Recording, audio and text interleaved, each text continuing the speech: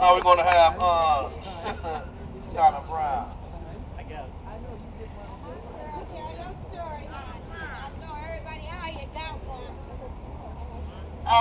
I'm here to talk about plea bargaining.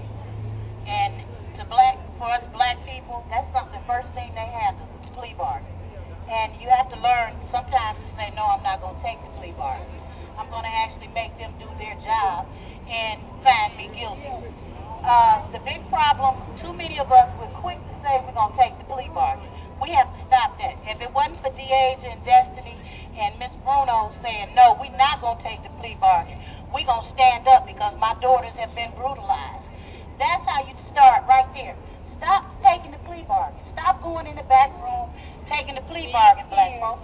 Make them prove something. Make the police do their job.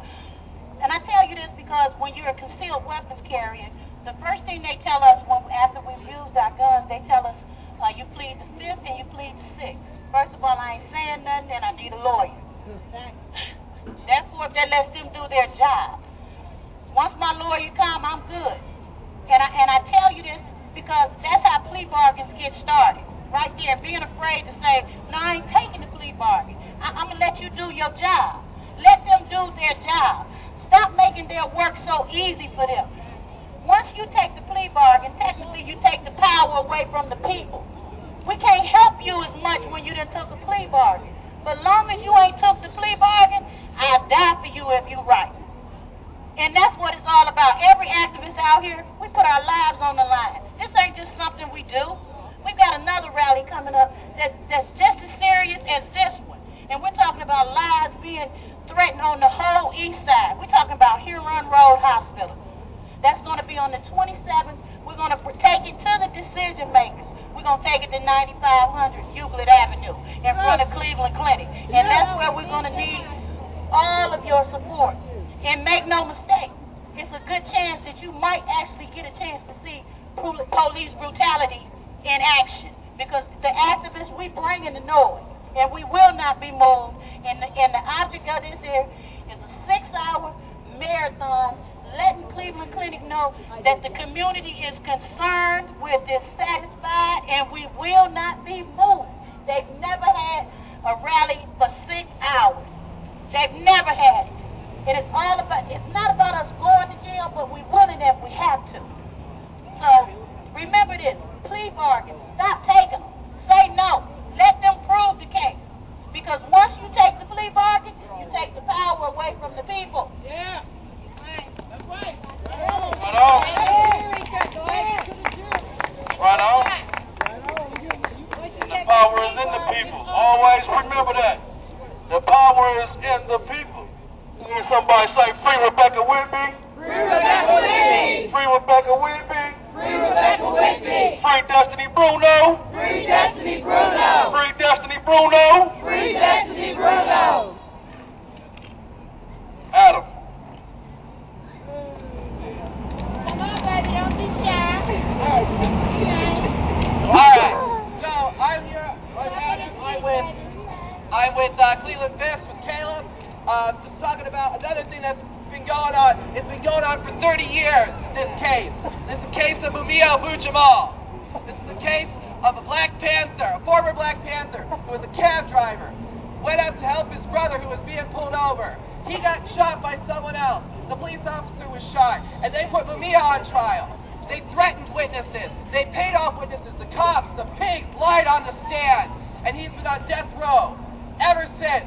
They've never given him a new trial, and they're trying with all of their might to reinstate the death penalty so that he can be put to death for being a Black Panther and for standing up against capitalism and against racism and against this rotten system that seeks to destroy all of us and force us into abject poverty. And so, whenever this... Right. And the witnesses that were threatened by the police not to come forward just got reminded of that fact. There are so many issues, and this is not just an isolated incident. Everyone knows that. Everyone knows this is a systematic oppression of people's rights against anyone who stands up. We saw another instance of this with the Collingwood case with the Bruno sisters. And we need to stand up against all of this.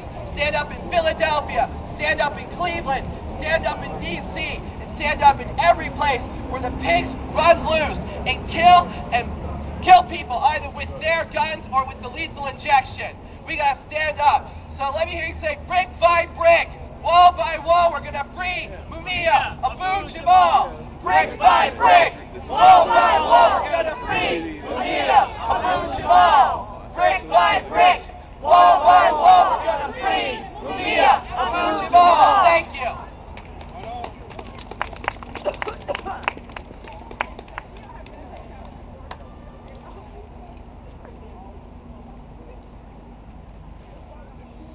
I wanted to let everyone know that my daughter Destiny will be going on trial November the 15th at 9 o'clock in the morning, and I would love everyone's support. Thank you. Oh, that's November 15th. Anybody else? Anybody else? Any youngsters want to speak?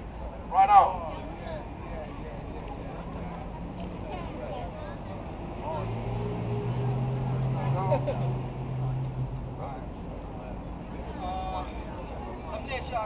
Y'all know that oppression is an institution where you make money off of, right?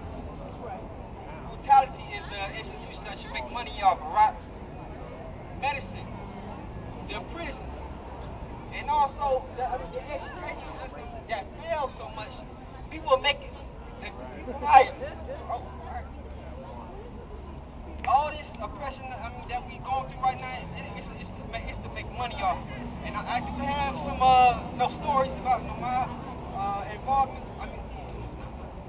Me messing up with the police and all that, them criminalizing me and all that. But I'd rather speak about my little brothers. My little brothers, they stole a Power Ranger toy, action figure from Walmart now. They ain't nothing but 7 by 8 years old at that time. And the manager called the cops on me. The cops came by, put him in the cuffs, in the back of a cop car, and all that for a stolen toy. And then the manager talking about they can't come back no more. Alright. And they talking about they acting erratic. Just because they didn't want to talk with the cops. Because they little kids, they scared. We don't realize how much, when our kids are growing up, looking at the media and all that, seeing like this is a big world that we're living in. Some things are stranger, and some things are right in front of our household that it terrorizes us, and especially the police.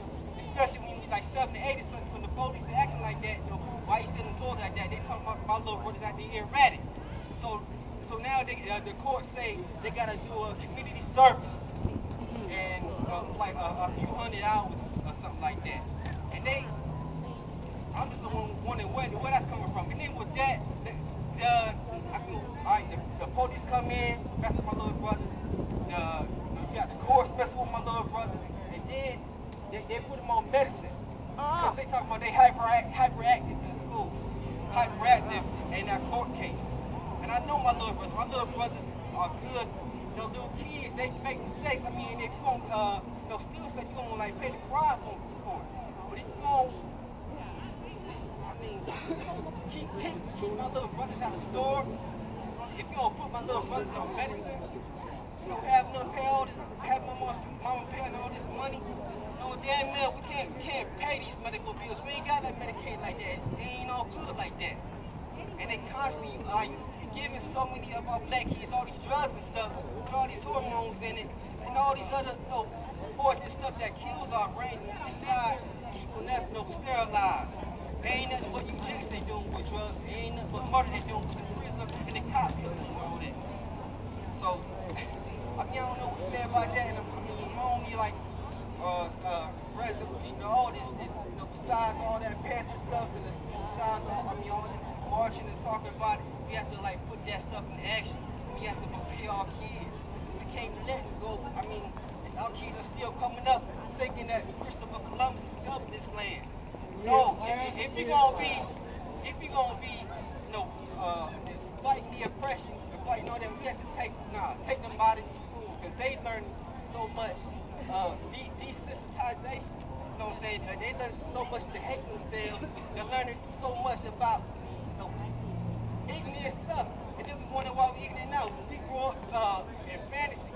and Santa Claus and mermaids and all this quote so much about that. Then when you get 20 years old, you want to walk can't deal with reality. Because my little brothers know they dealing with, all they got is the teach them. My mom was tired from working 9 to 5 and all that. And the fathers ain't nothing but a repeating cycle. And then the repeating cycle, then the money, we ain't got that. The education, we ain't got it. The knowledge of self, we don't got that. And that's what we gotta fight for. And ain't nobody else gonna give it to us besides us. And a lot of they fail to recognize that. All of us out here are tired. We tired. We sit here out in the cold, we talking about the stuff. It starts at home. And we gotta be able to stop letting that daily cycle replicate itself. Because if we let that happen, we're doomed to fall. Along with Babylon. If you're going to walk with the beast, you're going to fall with the beast. So, don't straight, go the narrow road. Don't take the wide path. Now, we see, all these other devils take the narrow road. That's what the scriptures say. Stick by that.